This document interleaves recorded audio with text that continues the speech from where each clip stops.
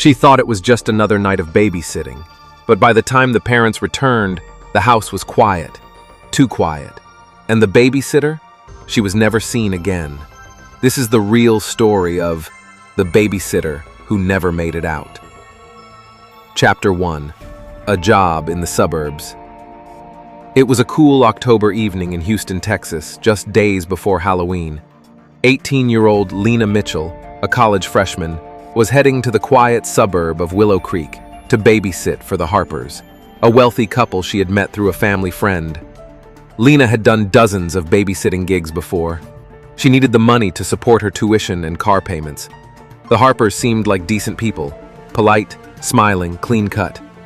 Their home was massive, nestled at the end of a quiet, tree-lined cul-de-sac with almost no streetlights. Their 6-year-old son, Noah, was quiet and reserved.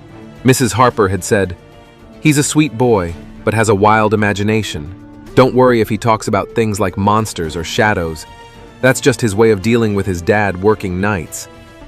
That night, Lena arrived at 6:45 p.m. The Harpers gave her a quick tour and left by 7:15.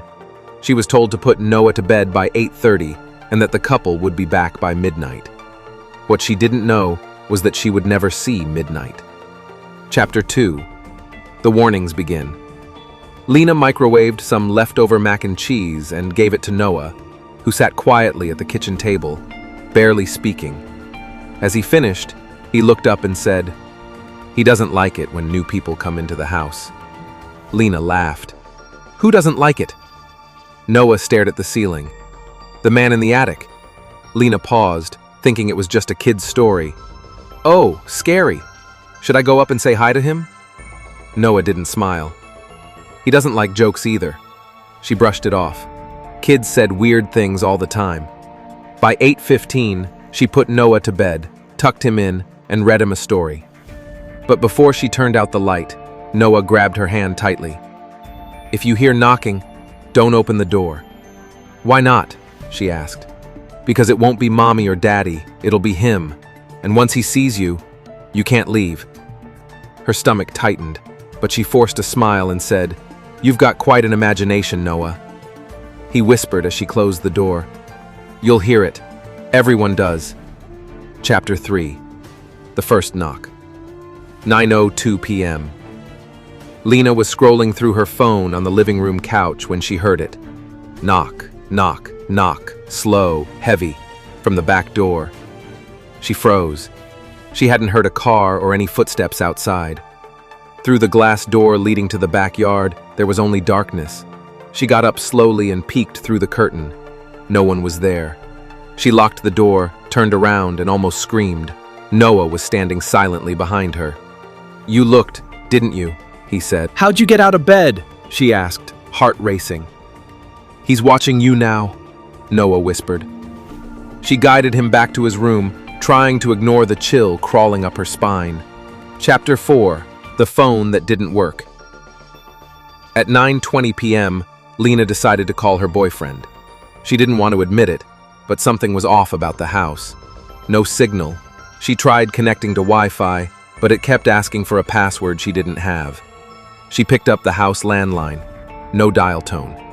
She stared at the wall. The silence of the house was now suffocating. And then, footsteps. From the floor above her. Noah's room was the only one upstairs. She called out, "Noah?" No response. She rushed up the stairs, heart pounding, and opened the door to his room. He was fast asleep.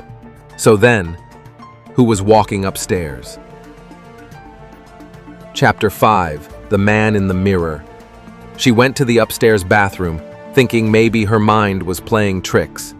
But as she flicked on the light and looked in the mirror, there was someone behind her, a tall man, gray skin, no eyes, mouth sewn shut, and long arms that reached nearly to the floor. She turned around instantly.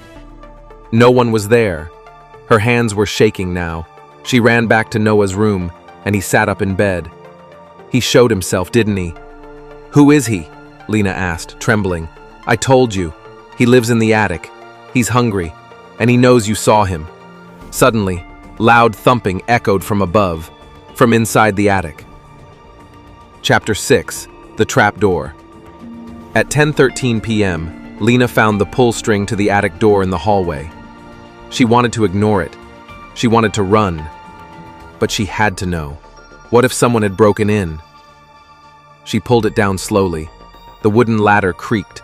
She climbed halfway, phone light trembling in her hand, and pointed it upward into the attic. There were drawings on the walls, childlike scribbles of a tall, faceless man, thousands of them. At the far end of the attic, she saw something worse. A pile of photographs. Some were old, some new. All were of babysitters. Some had red X's on them. Others had their eyes scratched out. And then she saw her own photo, freshly printed, eyes intact. She dropped the light. Something moved in the shadows. She screamed and stumbled down the ladder, pulling it back up. Chapter 7. The Final Warning. Lena grabbed Noah and said, "We're leaving, now!" But Noah wouldn't move. "He won't let you." "I don't care," she said, dragging him down the stairs. But the front door wouldn't open. Deadbolt stuck, chain jammed. She smashed at it with a chair. It didn't budge.